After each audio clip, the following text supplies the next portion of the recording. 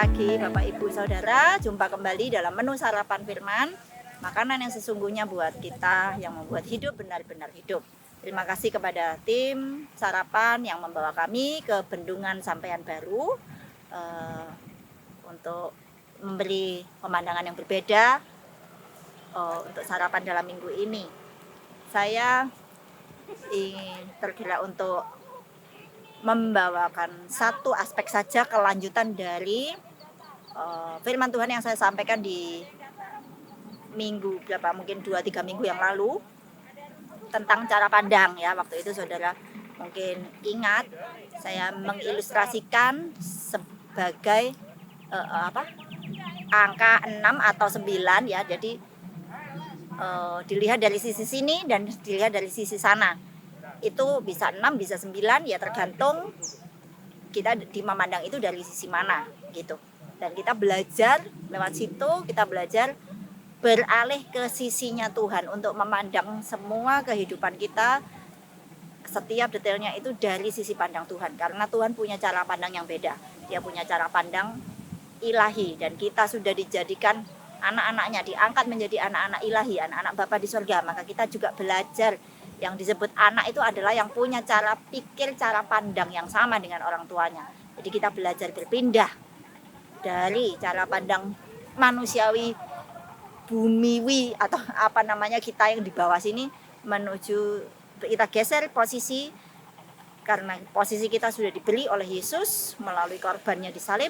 Kita berpindah, dan dari situ kita belajar mengadopsi cara-cara pandang Allah di dalam seluruh hidup kita. Ini saya mau mengajak kita membahas satu saja contoh atau aspek di dalam cara apa yang kita perlu pandang dengan cara berbeda dalam hidup ini. Ya tentu setiap hal, semua hal sampai detail-detailnya itu umumnya cara pandang Tuhan itu beda sama kita, dan kita perlu belajar dari sisi pandang Tuhan. Nah, yang ini kali ini saya mengajak kita membahas satu aspek, yaitu aspek pencobaan. Bagaimana cara kita memandang pencobaan dan cara Tuhan memandang pencobaan. Kita baca 1 Petrus 1 ayat 6 dan 7. 1 Petrus 1 ayat 6 dan 7. Bergembiralah akan hal itu, sekalipun sekarang ini kamu seketika harus berduka cita oleh berbagai-bagai pencobaan. Bergembiralah akan hal itu maksudnya akan warisan atau bagian yang disimpan Tuhan untuk kita ya. Tapi kita tidak bahas itu. Yang kita bahas adalah sekalipun sekarang ini seketika lamanya kita harus berduka cita oleh berbagai-bagai pencobaan. Maksud semuanya itu ialah untuk membuktikan kemurnian imanmu yang jauh lebih tinggi nilainya daripada emas yang fana, yang diuji kemurniannya dengan api, sehingga kamu memperoleh puji-pujian dan kemuliaan dan kehormatan pada hari Yesus Kristus menyatakan dirinya. Firman Tuhan atau Tuhan menyuruh kita itu bergembira di dalam pencobaan. Nah, inilah cara pandangnya Tuhan. Apa yang dia pandang sih? Apa sih yang dia lihat? Apa yang dia pandang tentang pencobaan? Cara pandang kita, pencobaan itu harusnya tidak ada. Pencobaan itu benar-benar membebani, menyusahkan, dan membuat tidak bisa tidur, maunya menyiksa, begitu ya. Tapi kita mau belajar sisi pandang Tuhan. Tuhan tuh melihatnya bagaimana sih?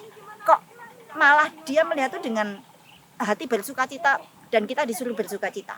Bukan berarti Tuhan tuh senang melihat anak-anaknya menderita atau manusia pada umumnya menderita. Tapi karena itu, sekali lagi, dia punya cara pandang yang beda. Sisi tersiksanya itu tidak disangkal gitu ya.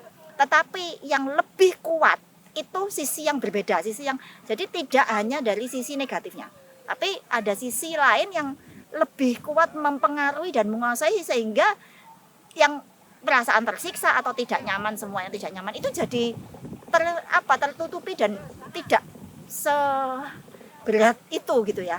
Karena ada hal lain, hal yang ilahi, cara pandang ilahi yang bagaimanakah yang membuat kita memandang pencobaan dan menjalani pencobaan dengan hati yang berbeda.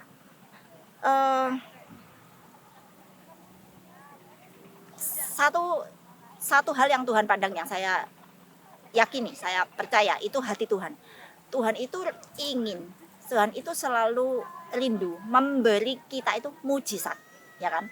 Kita juga kepingin terima mujizat. Bukan hanya kita yang ingin terima mujizat, tapi sebenarnya itu Tuhan yang lebih dulu punya keinginan mengerjakan mujizat dan menyenangkan anak-anaknya, membuat anak-anaknya tercengang akan wah, Bapak di surga bisa begini, bisa begitu, membuat anak-anaknya bisa bangga sama bapaknya. Itu hati Tuhan. Tuhan itu tidak mau menahan mujizat-mujizat, dia itu rindu memberi kejutan, memberi kelegaan, memberi apa yang kita butuhkan, memberi kita sukacita dan keajaibannya. Itu jelas. Cuma ada kondisi dan syarat dan ketentuan tertentu ya untuk kita bisa menerima mujizat. Salah satunya adalah mujizat itu datang waktu kita sudah habis daya. Nah, seringkali kita mau mujizatnya, tapi kita tidak suka rasa kehabisan daya. Nah, ini yang kita perlu ubah cara pandang seperti ini. Kita lihat Roma 4 ayat 19. Roma 4 ini tentang Abraham. Mulai ayat 17 aja ya, sampai 21. Tentang Abraham yang disebut Allah menjadi bapak waktu dia belum punya anak sama sekali dan sampai lama. Seperti ada tertulis, engkau telah kutetapkan menjadi bapak banyak bangsa. Ini Allah berkata tentang Abraham. Di hadapan Allah yang kepadanya Abraham percaya, yaitu Allah yang menghidupkan orang mati dan yang menjadikan dengan firman-Nya apa yang tidak ada menjadi ada. Sebab sekalipun tidak ada dasar untuk berharap, namun Abraham percaya juga dan berharap juga dan percaya bahwa ia akan menjadi bapa banyak bangsa. Menurut yang telah difirmankan, demikianlah banyaknya nanti keturunanmu. Imannya tidak menjadi lemah walaupun ia mengetahui bahwa tubuhnya sudah sangat lemah karena usianya telah kira-kira 100 tahun dan bahwa rahim Sarah telah tertutup. Sampai situ dulu. Jadi Abraham di situ memang Tuhan tunggu. Kita tahu bahwa kelahiran Ishak itu mujizat. Karena Abraham sudah dikatakan di surat Ibrani mati pucuk. Berarti dia memang sudah tidak bisa punya anak lagi. Katanya pria itu jangka anunya lebih panjang ya, aktif bisa reproduksi itu sampai usia yang jauh lebih panjang daripada wanita. Tapi tetap Tuhan itu justru menunggu itu, dia tuh menunggu sampai habis daya dan benar-benar tidak ada jalan lain. Karena itulah waktu yang sah Tuhan memberi mujizat, karena disitulah tidak ada seorang pun berkata ini karena ini dan karena itu. Tapi tidak ada alasan lain kecuali bilang ya ini betul-betul Tuhan, karena di luar Tuhan tidak ada jalan apapun. Jadi bukan hanya Tuhan menunggu Sarah mati haid, tetapi dia juga mengolor waktu sedemikian sampai dua-duanya, baik Abraham maupun Sarah sudah tidak ada daya sama sekali. Tetapi yang kita kagumi dari Abraham dan kita mau tiru adalah dia adalah orang yang tetap bersukacita dalam pengharapan. Karena dia tahu bukan kemampuan dirinya yang akan membuat dia punya anak, tetapi Tuhan yang setia sama janjinya. Itu yang kita mau tangkap, itu yang kita mau ambil dan tiru menjadi cara pandang kita juga untuk keseharian kita di sini.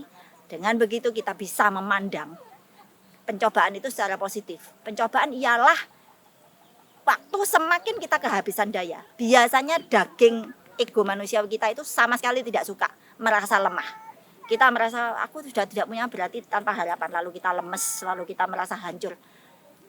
Itu adalah cara pandang dari sisi manusia. Cara pandang dari sisi Tuhan, Tuhan sedang berteriak, yes, sudah hampir sedikit lagi waktunya. Waktu kita habis daya, disitulah waktu yang sah untuk Tuhan mencurahkan apa yang menjadi kerinduan hatinya ya, berkat mujizat dan pertolongan yang benar-benar kita tidak bisa lain ngakui ini memang Tuhan, bukan saya tidak punya daya sudah. Karena itulah ini cara pandang yang berbeda. Sama-sama tidak punya daya. Anak Tuhan tidak dijanjikan dia akan selalu punya daya, punya kekuatan. Enggak, justru enggak.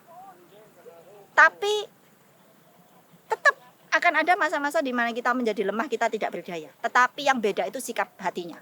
Orang-orang yang belum ngerti Tuhan, dia menyikapi dan bereaksi terhadap pencobaan dan masa-masa dia lemah atau merasa tidak berdaya itu dengan benar-benar negatif. Tetapi anak Tuhan justru disitulah waktunya muncul pengharapan ilahi bahwa ini sudah dekat, waktu mujizat itu sudah dekat. Saya bersuka cita karena itu. Kita bersuka cita karena ya itu tadi, karena memang itu yang ditunggu Tuhan pada waktu kita mati daya gitu. Semua daya sudah dipakai, dipikirkan, diusahakan ini dan itu. Ya, tidak selalu begitu ya mungkin, tapi seringnya begitu, dan itulah yang membuat kita ini yang perlu diingat-ingat untuk membuat kita belajar memandang pencobaan dengan cara yang berbeda, yaitu dengan cara bersuka cita. Kita dengan begitulah kita bisa paham Rasul Paulus katakan dan alami, 2 Korintus 4 ayat 7. 2 Korintus 4 ayat 7 dan seterusnya. Tetapi harta ini kami punyai dalam bejana tanah liat, supaya nyata bahwa kekuatan yang melimpah-limpah itu berasal dari Allah, bukan dari diri kami. Dalam segala hal kami ditindas, namun tidak terjepit. Kami habis akal, namun tidak putus asa. Kami dianiaya, namun tidak ditinggalkan sendirian. Kami dihempaskan, namun tidak binasa. Kami senantiasa membawa kematian Yesus dalam tubuh kami, supaya kehidupan Yesus juga menjadi nyata dalam tubuh kami. Sebab kami yang masih hidup ini terus-menerus diserahkan kepada maut karena Yesus, supaya juga hidup Yesus menjadi nyata di dalam tubuh kami yang fana ini, yaitu bejana tanah liat tadi. Ini kita belajar memahami, inilah yang ternyata yang sudah menjadi cara pandang dan cara pola pikir ya. Orang-orang yang memang benar-benar ngikut Yesus, mereka diubahkan dari yang sebagaimana menjadi bagaimana. Seperti Petrus orang yang memandang pencobaan seperti Yesus mau disalib, dia bilang jangan, tidak boleh itu terjadi, mana bisa Tuhan anak Allah Mesias kok mati. Dan tapi setelah dia benar diubahkan, dia ngomong seperti itu, bergembiralah kalau ada pencobaan, bersukacitalah karena disitulah kebangkitan yang dari sesuatu yang mati itu, disitulah Tuhan akan munculkan kehidupan. Ya itu ekstrimnya, cuma dari sesuatu yang kelihatan buruk dan benar-benar mentok, Tuhan akan buat jalan, Tuhan akan munculkan pengharapan baru, Tuhan munculkan jalan yang baru, yang bukan benar-benar bukan dari sumber daya manusia siapapun, tapi ilahi dari Tuhan. Demikian kita tetap mau belajar bersuka cita, bergembira dalam pencobaan kita, belajar memandang dari sisi Tuhan yang berbeda. Apabila kita sedang mau lemah, mau kayak mengatakan, waduh saya sudah putus asa, saya sudah tidak bisa, atau kata-kata negatif, belajarlah berhenti dan ucapkan yang sebaliknya. Saya berpengharapan, saya bersukacita saya bergembira dalam pencobaan, karena Tuhan Allah Bapak saya sedang mengerjakan kehidupan yang ilahi, kebangkitan yang ilahi dari sesuatu yang tampak mentok ini, tidak ada apa-apanya ini. Ya, sekian, Tuhan Yesus berkati.